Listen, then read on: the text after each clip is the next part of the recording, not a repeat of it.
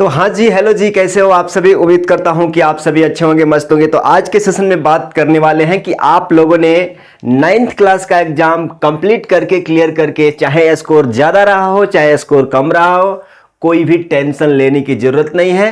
तो अब आपके सामने आ गया है क्लास 10th बोर्ड का एग्जाम की प्रिपरेशन की तैयारी करने की टाइम, और शुरू करने का टाइम आपका अब शुरू हो चुका है। तो इस सेशन से, इस वीडियो के बाद आप, उम्मीद करता हूं कि आप अपने इस ईयर का, इस बोर्ड के एग्जाम के 24 to 25 सेशन का अच्छे से एंजॉय कर पाएंगे अपने प्रिपरेशन के साथ। तो आप बोर्ड पे देख रहे हैं कि क्या लिखा हुआ है, how to start class 10th score 95+%। तो सबसे पहला मैटर उठ के आता है कि क्या हमको 9th क्लास में, यहां पे देखिएगा जरा, यहां पे डिमोटिवेट नहीं होना है। यहां पे क्या होना है, डिमोटिवेट ये नहीं होना है सोच करके कि हमारा 9th क्लास में मैथ थोड़ा कमजोर था, थोड़ा केमिस्ट्री पे फोकस नहीं कर पाए थे, थोड़ा फिजिक्स में ये है वो है। ये सारे चीज दिमाग से निकाल के फेंक देना है, कूड़ा कबाड़ सारे क्लियर कर देना है। और डिमोटिवेट नाम की चीज कोई नहीं होती है। अगर आप सोच लो तो डिमोटिवेट हो, अगर सोच लो तो मोटिवेट हो। सिर्फ और सिर्फ आपके सोचने की तरीका बदलना होगा कि हमारा 9th में ये चीज खराब था, स्कोर नहीं हो पाया, तो 10th में कैसे होगा। देखो यार, एक बात इस वीडियो के बाद क्लियर हो जाएगा कि अगर इस साल में, इस 10th क्लास में, इस बोर्ड की एग्जाम में अच्छा स्कोर करना चाहते हो तो तुम्हारे पास बहुत सारा टाइम है। लेकिन दिमाग से ये भी हटा देना कि बहुत सारा टाइम है, हम बाद में कर लेंगे।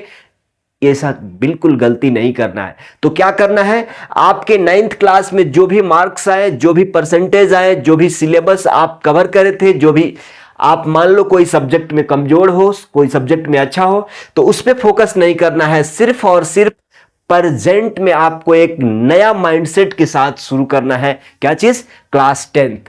तो पहला पॉइंट क्लियर हो गया कि आपका स्कोर क्या रहा है 9th क्लास में। 10th क्लास में आपको बेहतर करना है, तो आज के दिन से शुरू करना होगा। आज के दिन ये वीडियो जब भी देख रहे हो वहां से शुरू कर दो, तब जाकर के आपको कुछ भी डिमोटिवेशन नाम की चीज नहीं आएगी आपको। पहला पॉइंट क्लियर हो गया। दूसरा पॉइंट आप ये समझना चाहेंगे कि चलो भैया, हम 9th क्लास में तो कुछ करके ऐसे पढ़ लिए लिख लिए, ठीक है, उसका स्कोर बोर्ड का कोई मायने नहीं था। लेकिन हमको 10th क्लास में जाने से पहले आपको कुछ भी करने की जरूरत नहीं है। वो है काम कौन सा नहीं करना है, कौन सा करना है।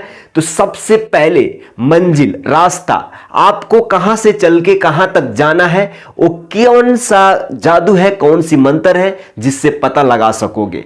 तो 10th क्लास में आने के बाद सबसे पहले आपको हैंड में क्या होना चाहिए, सिलेबस होना चाहिए। आप दुनिया के सारे स्ट्रैटेजी, रूल, रेगुलेशन जान लो, लेकिन जब तक आपको डेस्टिनेशन, रास्ता तो हो गया कि भाई रास्ता देख लियो, लेकिन कहां तक आपको जाना है, कहां तक चलना है, वो चीजें 10th क्लास में आपको सबसे पहले क्या रेडी रखना है, आपका सिलेबस आपके टिप पे होना चाहिए कि चलो भाई मैथ्स हमको ये पढ़ना है, यहां तक पढ़ना है।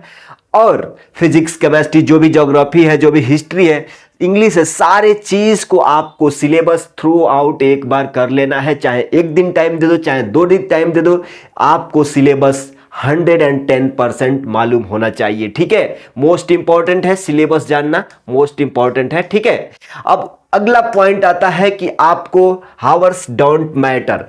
कितने लोग कहते हैं कि हम 8 घंटा पढ़ लेते हैं, 10 घंटा पढ़ लेते हैं, 12 घंटा पढ़ लेते हैं, लेकिन स्कोर कार्ड अच्छा नहीं हो पाता है।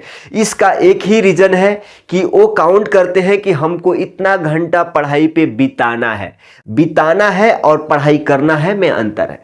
आप देखोगे कि कोई बच्चा 7 to 8 आवर्स पढ़ के भी अच्छा स्कोर करता है। क्या चीज, अच्छा स्कोर करता है। लेकिन यहां पे देखिए जरा, कोई बच्चा 7 to 8 आवर्स पढ़ के भी अच्छा स्कोर बोर्ड लेके आता है, रिजल्ट होता है। कोई बच्चा ये भी है कि 14 to 15 आवर्स भी पढ़ के, 14 to 15 आवर्स भी पढ़ के, तो यहां पे क्या होता है, यहां 14 से 15, यहां 7 से 8, मोस्टली आधा का अंतर है।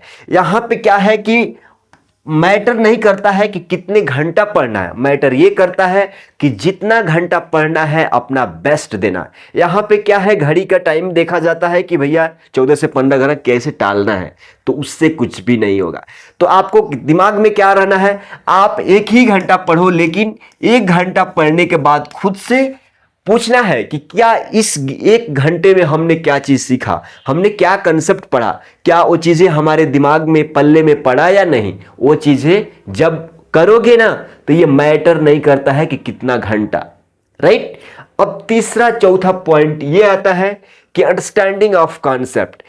जब भी कोई भी सब्जेक्ट पढ़ो, जो भी आपके 10th क्लास में सिलेबस है, कोई भी सब्जेक्ट पढ़ना है, लेकिन उसको थ्रोली कंसेप्ट से पढ़ना है। ऐसा नहीं है कि आप चलो कॉपी किताब खोल लिए, ऐसे देखते चले जा रहे, हो गए, एंड ऑफ द डे आपसे पूछा जाए कि भाई आपने 4 घंटा इस सब्जेक्ट पे दिया है, क्या उसमें से आउटपुट निकाल के, इनपुट तो लगा दिया आपने, 4 घंटे 5 घंटे टाइम लगा दिया, अपना एनर्जी जो भी खाना खाया, सारे चीज आपने दिन को वेस्ट करा, लेकिन आउटपुट क्या आएगा, वो चीजें पूछना है, खुद से पूछना है कि आउटपुट हमको कितना मिल पाया, राइट। तो जो भी सब्जेक्ट पढ़ रहे हो उसको कंसेप्ट से पढ़ना। अगर नहीं आता है तो 1 बार पढ़ो, 2 बार पढ़ो, 3 बार पढ़ो, 10 बार पढ़ो, उसको तब तक पढ़ना है जब तक कि कंसेप्ट क्लियर नहीं हो जाता है।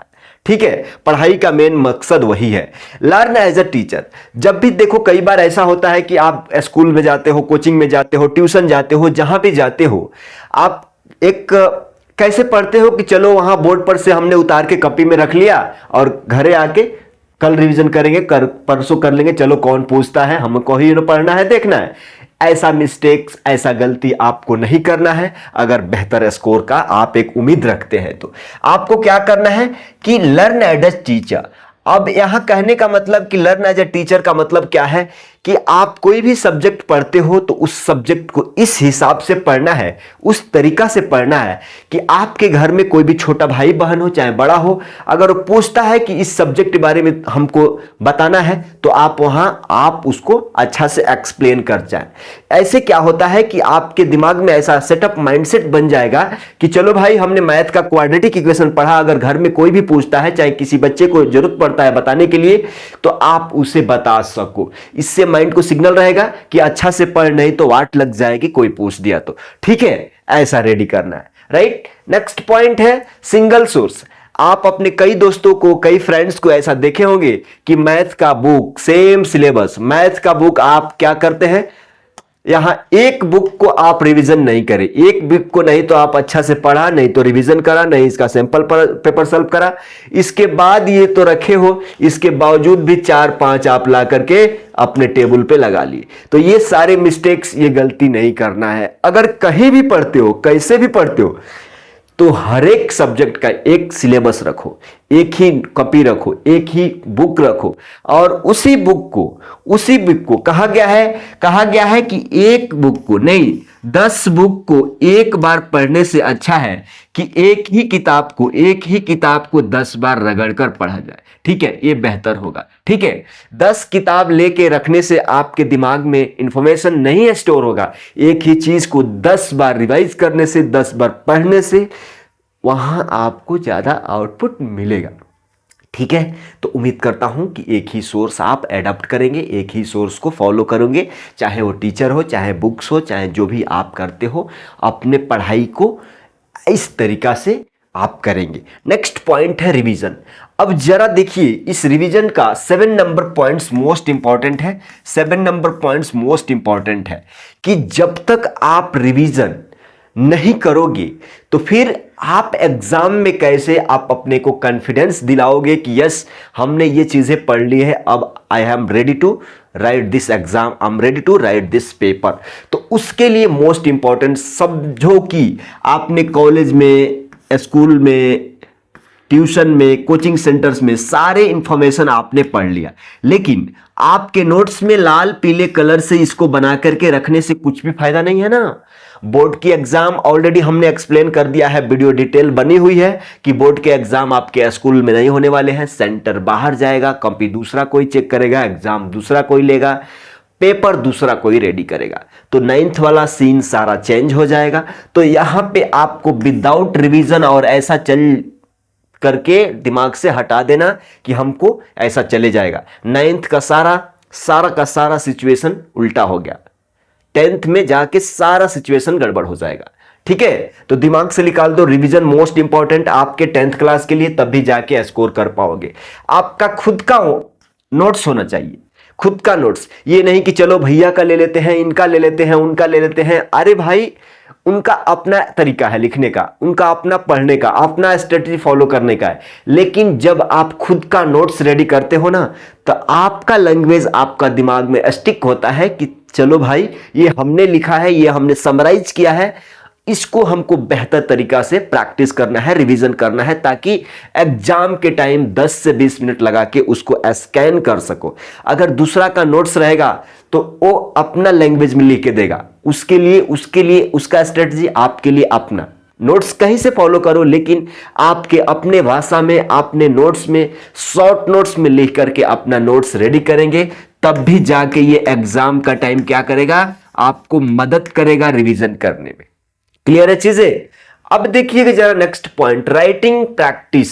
देखो जरा, अब क्या करना है कि आपने सारा चीज कंठस्थ कर लिया है, सारा चीज रेडी कर लिया है, लेकिन जब आपके पास समझो कि इंफॉर्मेशन, कंप्लीट इंफॉर्मेशन ज्यादा है, लेकिन आपको उसको एक्सप्रेस करने का, किसी के सामने लिखने का, किसी के सामने बोलने का तरीका अच्छा नहीं है, तो फिर उस इंफॉर्मेशन की क्या जरूरत है स्टोर करने की दिमाग में।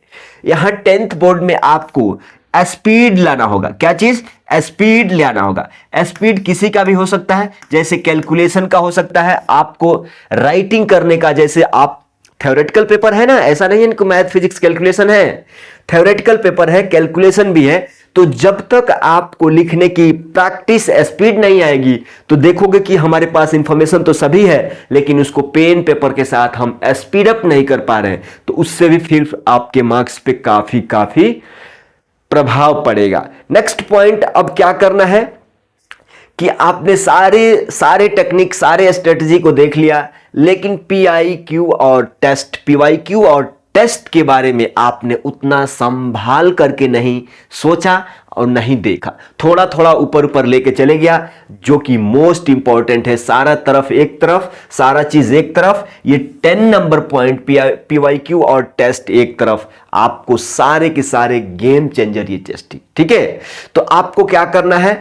आपको अगर आप अपने हिसाब से करो कि भाई हमको चलो, अगर वीक में टाइम शेड्यूल बना लो, वीक में नहीं तो मंथली बना लो, लेकिन हर एक मंथ में उस बुक का, उस नोट्स का रिवीजन करना है, PYQ टेस्ट, सारे सैंपल पेपर्स को लगाना है। अगर ये भूल गए तो समझो कि सारे स्टोरेज आपका गड़बड़ हो जाएगा। ठीक है, ध्यान रहना है। Next point, most important point, की देखो यार, इतने सारे काम में ऐसा नहीं है कि पढ़ाई में ऐसा नहीं है कि चलो एक दिन उठ करके 4 दिन पढ़ लेते हैं, 10 घंटा पढ़ लेते हैं, 20 घंटा पढ़ लेते हैं, एक दिन ये फॉलो हो जाएगा, 2 दिन हो जाएगा, 5 दिन हो जाएगा, लेकिन 11वीं दिन आप ये नहीं कर पाओगे।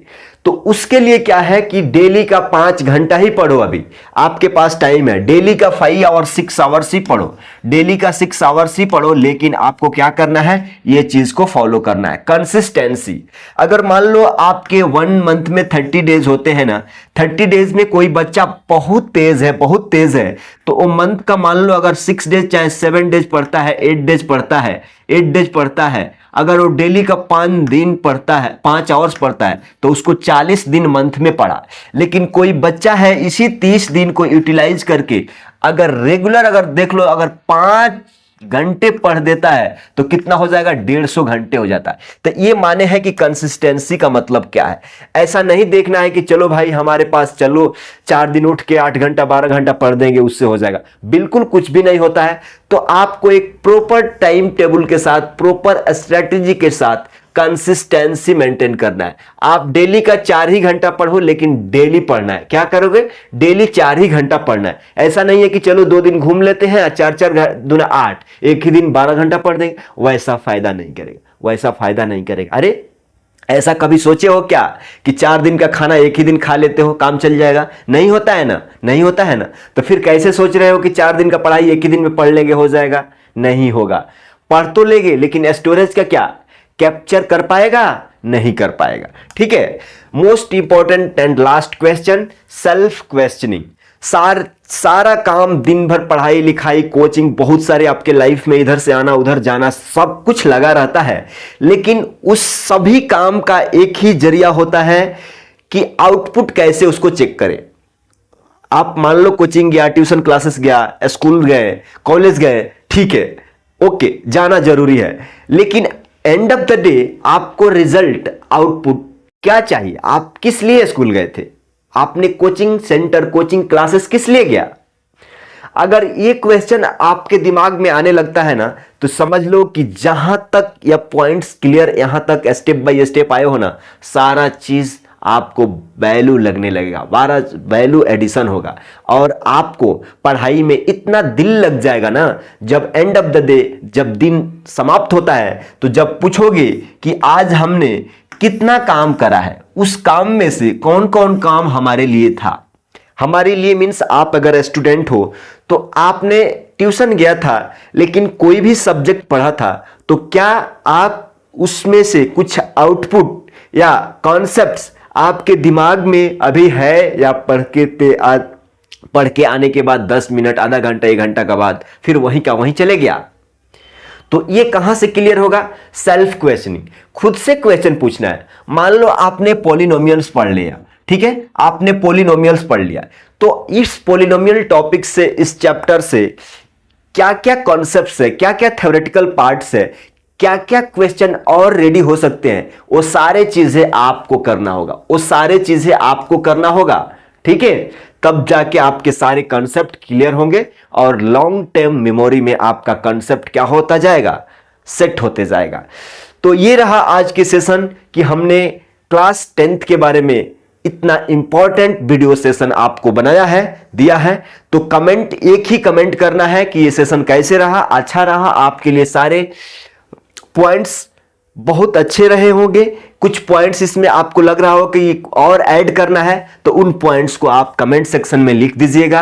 और जाते जाते इतना बात करना चाहता हूं कि अगर ये वीडियो पसंद आया है तो अपने एक भाई और बहन को, चाहे एक अपने दोस्त को, वीडियो को जरूर फॉरवर्ड करिएगा, शेयर करिएगा। और हमारे चैनल पे नए हैं तो नीचे रेड बटन दिख रहा है, उसको सब्सक्राइब करके ऑल नोटिफिकेशन ऑन कर लीजिए, ताकि ऐसे ही मजेदार वीडियो क्लास 10th से रिलेटेड स्ट्रेटजी हो। और हाँ, हम इस चैनल पे क्लास 10th के लिए एक सुपर क्वालिटी कंटेंट जा रहे हैं डिलीवर करने, तो उसके लिए भी चैनल को सब्सक्राइब करके रख लीजिए, ताकि जब भी मैथ के सेशन आए तो आप वो वीडियो देख पाएं और वीडियो आपके साथ पहुंच पाएं, और जिससे कि आपका मदद मिल सके मैथ्स में।